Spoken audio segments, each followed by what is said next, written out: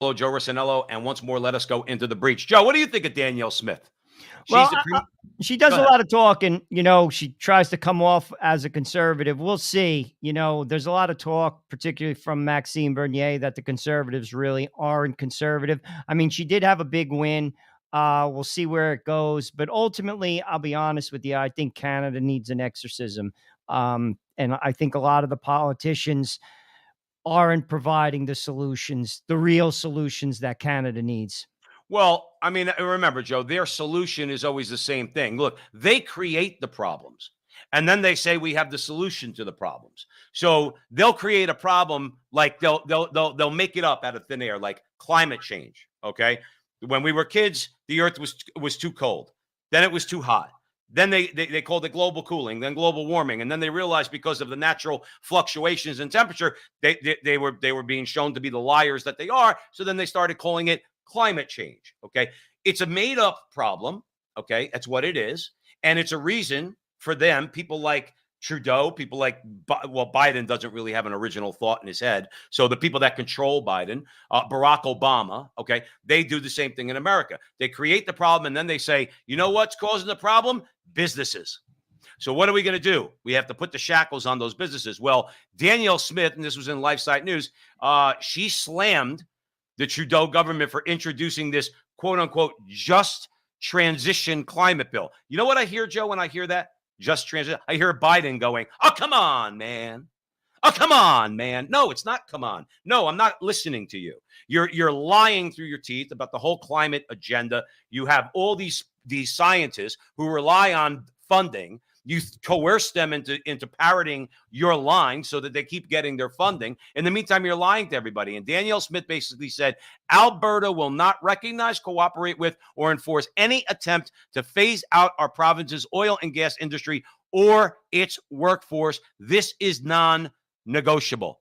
Now, like you said, conservatives in Canada, Joe, again, the jury's out on how conservative they are. But that sounds like a pretty bold statement to me. That is a bold statement. I give her credit. She knows where her bread is being buttered. And frankly, in order for her to keep power, she's got to say that.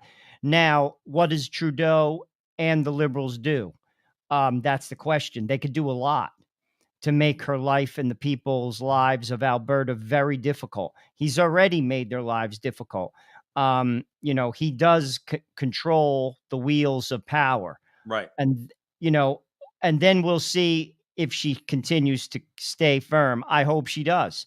For the people's sake, they're getting crushed. They're getting crushed. And that region relies on that industry, period. End of story. Without it, they're finished. Right. And the thing is, the funny thing is, you know who cleans up the environment better than anybody else? The oil and gas industry. They don't pollute the way these demagogues like Trudeau and here, like, with call him Biden, Barack Obama and Joe Biden, like Biden. Okay. They demagogue these issues. The oil and gas industry is very clean, Joe.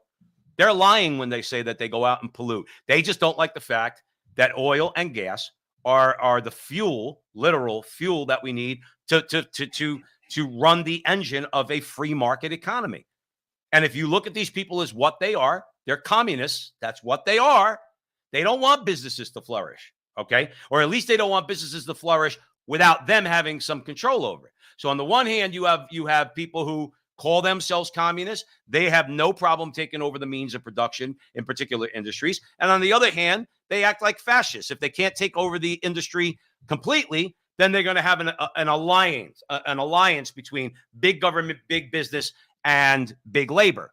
Either way, we all get screwed. And that's what's going to happen to the people of Canada if they don't step up. I mean, listen, this is the movement that the elites across the West have embraced. And like I said, if you're in the way, you get bulldozed. And people should stop listening to the rhetoric and just look inside your refrigerator. See how empty it is. That's what you should see.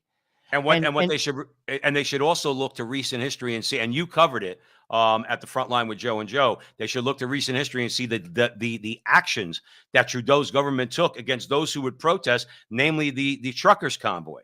Okay. And how they used the power of the government to really, crush these or attempt to crush these people. monitoring their bank accounts, okay, and things like that. Horrible, horrible intrusion into people, infringing on people's rights. Well, that shows you to the lengths that they will go, and they will do it again because they got away with it. I mean, that's what people have to open their eyes. This is not a pro-person ideology. It really isn't. Right. And that's the thing that I don't get. If you're super rich and you want to buy into this, maybe you have to keep your money because of your position, whatever, fine, because you will be economically perfectly fine moving forward. Trudeau just came, Forbes just noted he's worth $97 million. Wow. He'll be fine. His family, they're going to go on vacations. Everyone's going to go to college. Everyone's going to get a good job. Life is good. You know, Most people, that's not the way it is. And what I don't get is the political ideology of the liberals who aren't rich. Because right. I got news for you. You're getting flushed down the toilet too. You really are. And I actually think the battle is the people versus the establishment. People have to figure that out.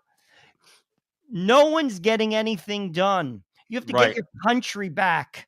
You don't have a country anymore. Well, we have to do the same thing. That's why I think somebody made a good point. You've said on the show at the Frontline with Joe and Joe a number of times, if Trump gets elected in America, they're going to kill him because they've tried everything else, okay, and it hasn't worked. If he gets elected, they're going to be so enraged, they're just going to straight up kill him.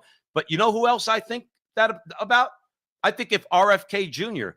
has success, okay, I'm going to watch his interview that he did recently with Joe Rogan. I heard it was very good.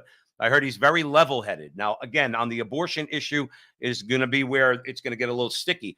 But outside of that, from what I've heard so far, I'd vote for him. And you know what that means? If I would vote for him, that means they'll try to kill him too, because he's actually a voice of reason in the Democrat Party, and they don't want a voice of reason.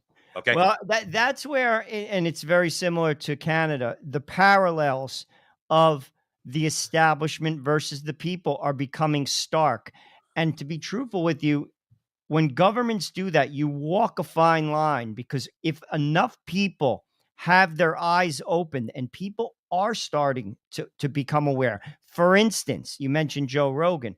Joe Rogan does not like Donald Trump. I've heard him say it. He said, I will not give him a platform. He wouldn't have him on the show. But do you know, I heard him say this. He said, if Donald Trump runs against Joe Biden, I'm voting for Donald Trump. You see, that's an indicator. Right. When you start to see stuff like that, where the people, their eyes become open, I'll be truthful with you, that's when the establishment's in trouble. And frankly, more people have to see things for how it really is, because that's what's going on. Right. It's not your country anymore. No, it's not. Like period. It doesn't even matter whether you're a Republican or a Democrat, whether you're a conservative or you're a liberal in Canada. What are they doing for you? How is your life improving? It's not. It's not. So there you go. It's That should steadily say everything you declining. need. That says everything you need to know in my Yeah. book. No, I hear you. Thanks for joining us at the Frontline with Joe and Joe. Stick around for more great content.